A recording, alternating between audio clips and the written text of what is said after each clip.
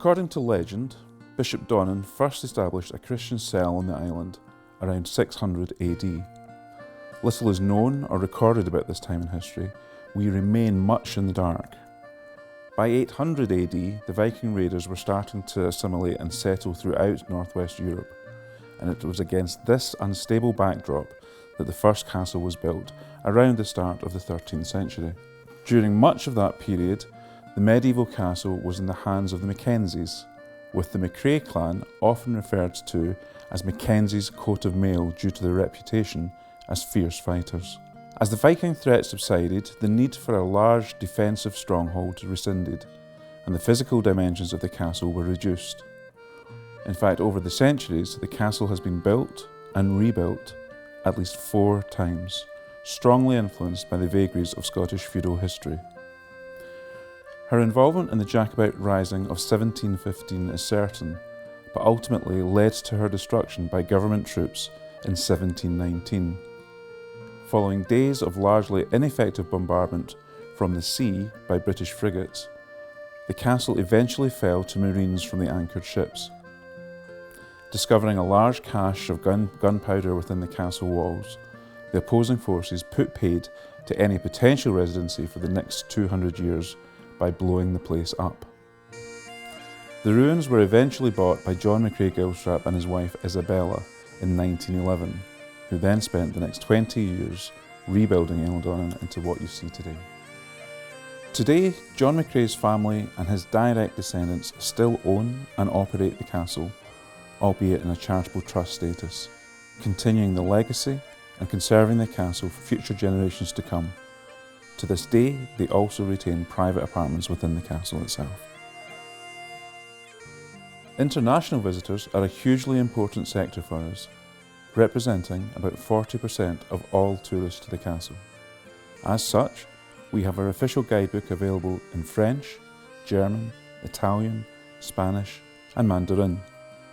In recent years, we have also added a much vaunted audio guide for visitors to the castle, which is now available in 13 different languages, with additional expansion planned for the future.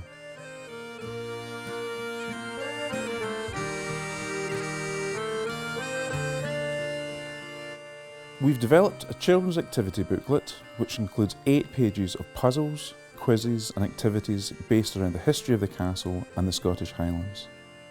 Within the castle itself, we use a much more proactive approach, utilising different items and artefacts throughout the buildings. For example, cannonballs, swords, targes. Kids also love things they've never experienced before, like the magic shoe in one of the paintings in the banqueting hall, which always points at you regardless of where you stand in the room. The spy holes in various locations also prove a firm favourite, and the reconstructed kitchen always excites the kids, and the younger ones are challenged to locate the 3 fake mice that are hidden in there. Add in our guide's wonderful abilities for storytelling, and we have a formula that seems to capture the hearts and minds of most of our younger visitors. Eilean Donan has many hidden gems, some of which are shared with visitors only as unpublicised extras to the normal tour. If it's not too busy, some visitors get the opportunity to explore parts of the building rarely seen by the public. For example, the Laird's secret chamber, a quiet and tranquil little room hidden in the stout walls just off the banqueting hall, where the Laird would quietly slip off for an after-dinner smoke and a dram. Unbeknown to any guests, he could also keep an eye on them, or an ear, by utilising some of the secret spy holes cunningly hidden in the castle stonework.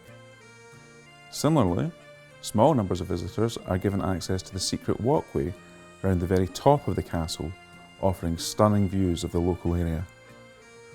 Visitors visit the bedroom level as part of their tour, but are unaware of the second level of bedrooms above their heads, which are something of a preserved time capsule from the early 20th century.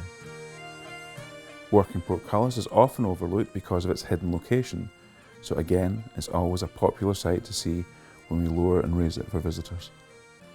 The original visitor centre is now over 20 years old and was built at a time when visitor numbers were considerably smaller than they are today. Investment in improving visitor services over many years has proved crucial in attracting new and global interest in the castle. The new extension will add significantly to this with new ticket distribution facilities, audio guides in 13 languages, a new food and beverage takeaway outlet, a first aid treatment room, along with much needed space for administrative functions. Whilst visitors have many interests in the historical tales of Eilean Donan, it is often how we embrace the technology available in today's fast-moving world that piques that interest. We utilise 2 live streaming webcams to send images all around the world, with quite literally millions of people utilising the service every year. A terminal-based virtual tour gives a great inside view for visitors who might have mobility issues, who otherwise would not have been able to manage the many stairs within the building. Audio guide provision in 13 languages helps spread the story to our legions of international visitors. Video projection equipment within our introductory exhibitions also embrace the modern interpretation techniques. Social media growth over the last 10 years has allowed us to promote Eilean Donan to a global audience, with now over 300,000 very active users registered.